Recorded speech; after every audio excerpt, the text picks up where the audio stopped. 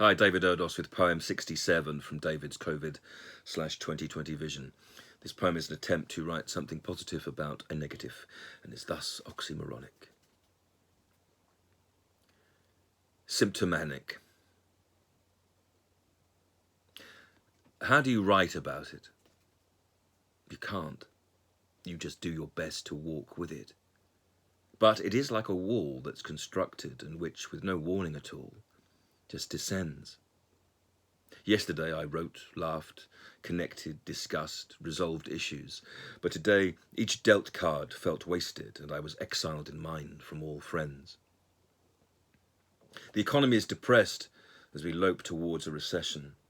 With a hand at its throat, there's a squeezing impossible to quite quantify.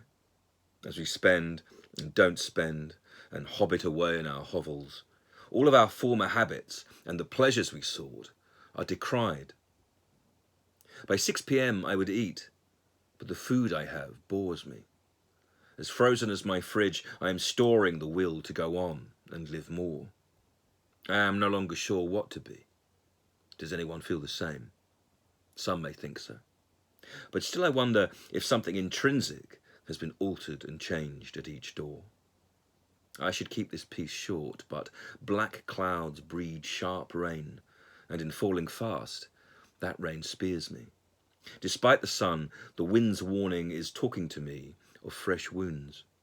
These I must be brave enough to now bear, or strong enough to walk over, or through. For depression, as with a weathered one, returns soon.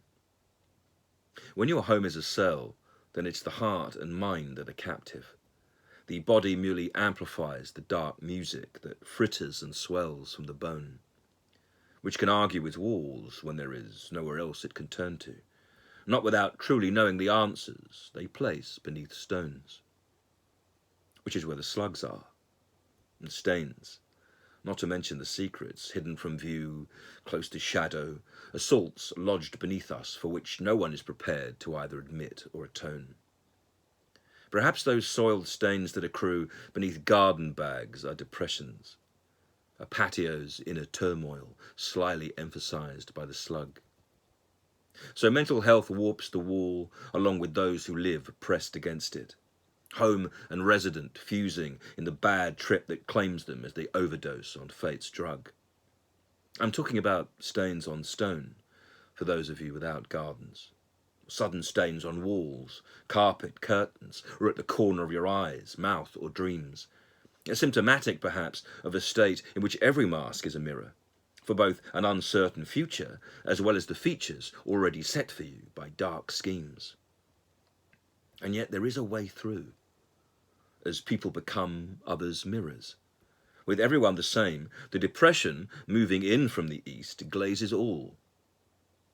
The Americans blame the Chinese for this profound change in people, and yet each rising sun paints all nations in the colours and warmth that enthralls. All problems, it seems, can be caused and rooted in people. But if this is some strange act of nature, then there is no way now to prepare.